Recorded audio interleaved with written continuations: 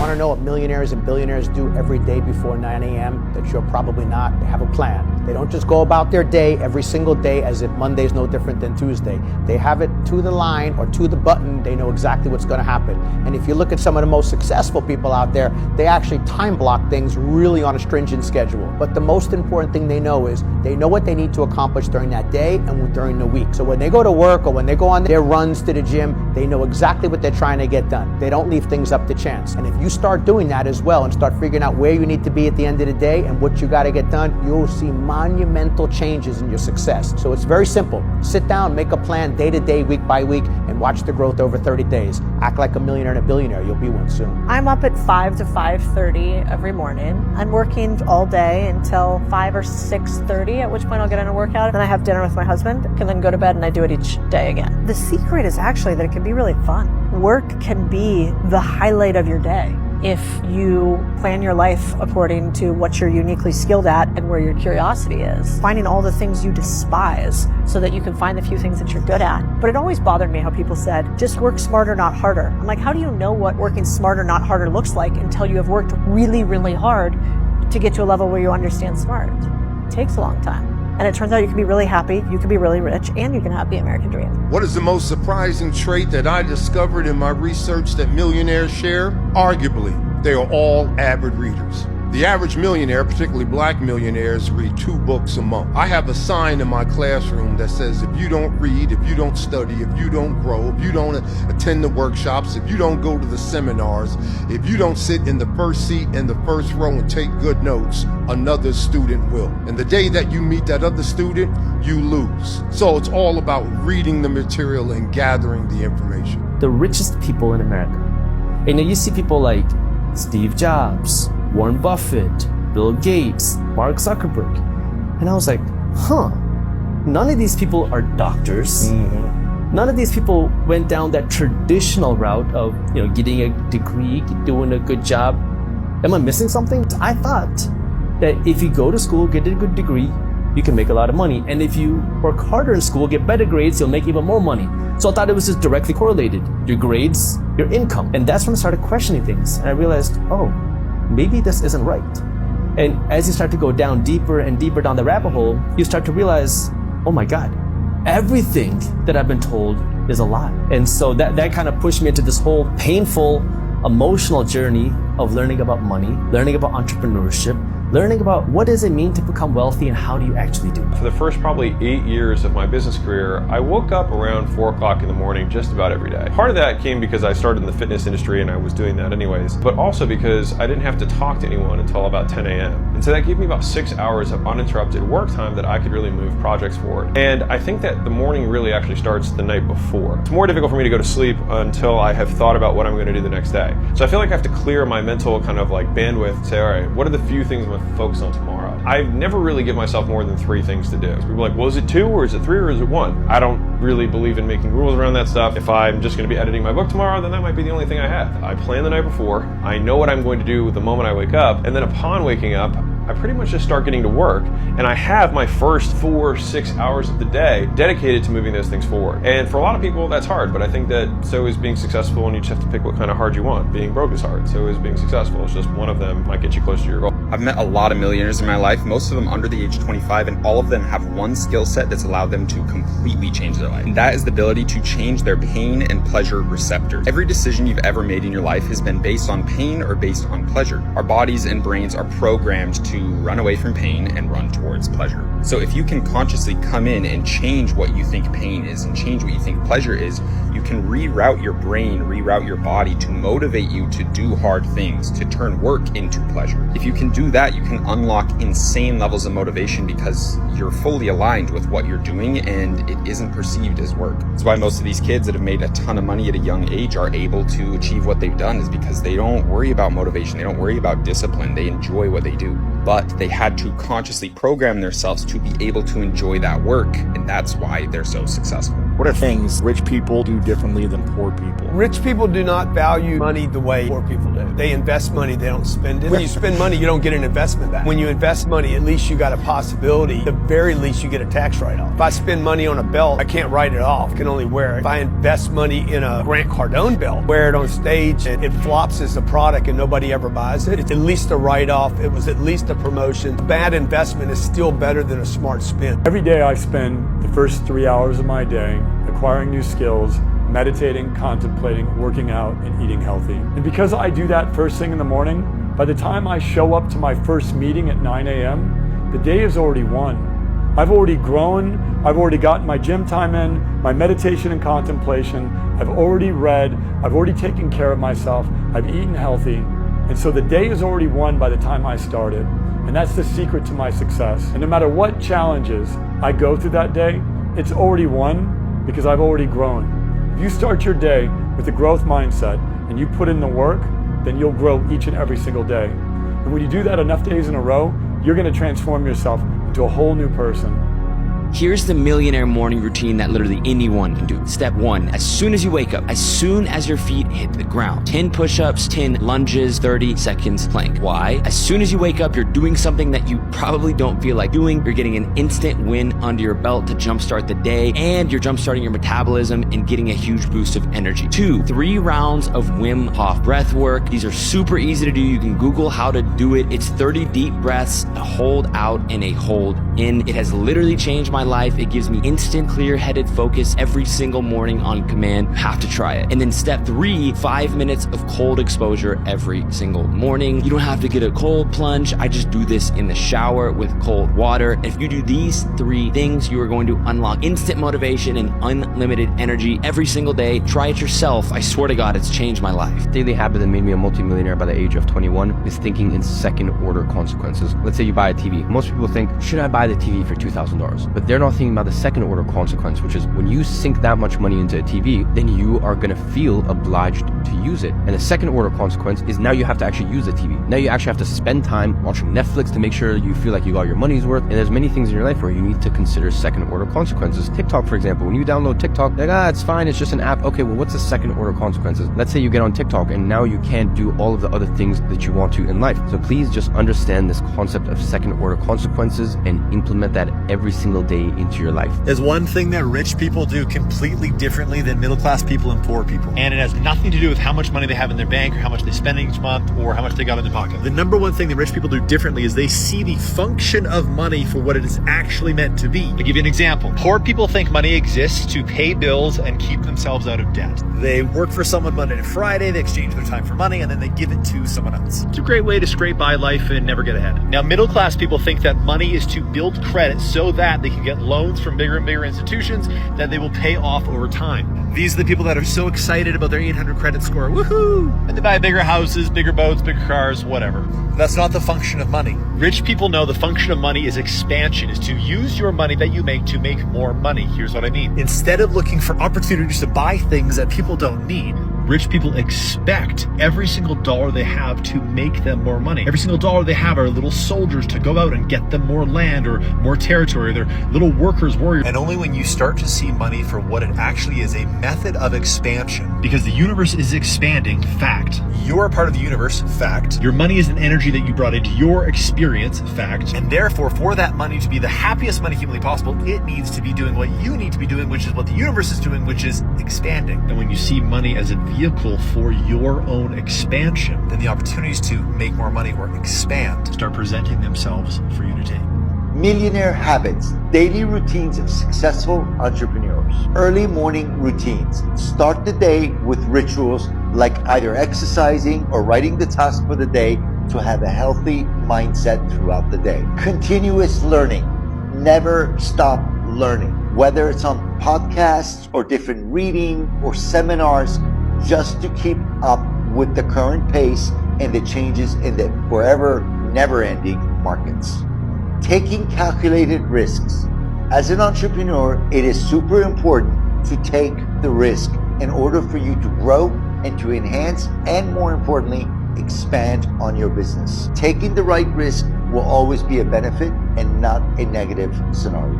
3 tips on how to become rich from a self-made multi-millionaire. Day 5 out of 100. Let's go. Number 1, the fastest way to change your life is by changing your circle. Think of the 5 people you spend most of your time with and ask yourself, if you have kids, would you let your kids to become like them one day? If the answer is no, then you have to change your circle.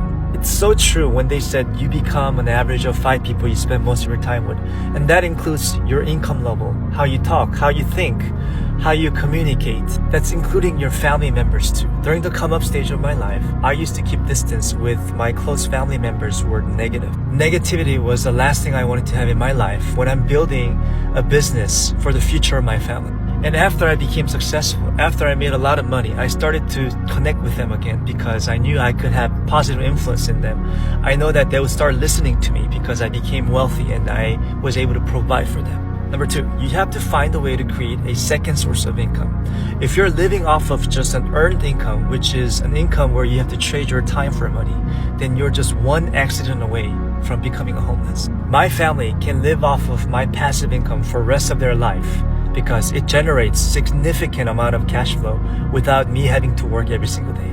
My Airbnb portfolio generated over $3 million in revenue last month, which means I'll take home 7 figures in profit in just 1 month. It doesn't have to be Airbnb. Just find a business that can create passive income in your sleep. Tip number 3, you have to adopt this skill. And this single skill had earned me tens of millions of dollars in my 20s and 30s. And after spending a lot of time with my very successful mentors, this one single skill I was able to discover in every single one of them. It's called action over intelligence. Your stress in life comes from inaction. It comes from not doing the things that you know you're supposed to be doing. And the very successful people that I met in my life, including myself, we have this ability to execute on things without even making perfect plan. The worst combo to have is ambitious character with no action plan, with no discipline to take any actions. So start your business, start that side hustle, and make that plan as you go. And lastly, remember, no one became successful staying in their comfort zone. So get out of your comfort zone and start winning in 2026. What is really important is the person you have to become a self-made millionaire. And in order to achieve something you've never achieved before, you have to become someone you've never been before. So the real payoff of becoming wealthy is not because you can eat more, because how many more meals can you eat? How many more clothes can you wear? But it's the kind of person that you become, and then the kind of people that you associate with, the kind of life that you have.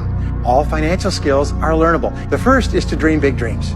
Whenever you find people who are really successful in life, they're people who do what they love to do. So one of the things that you can do is go back to the time when you were young, as a child between the ages of 7 and 14, before you discovered boys or girls, and what is it that you really love to do?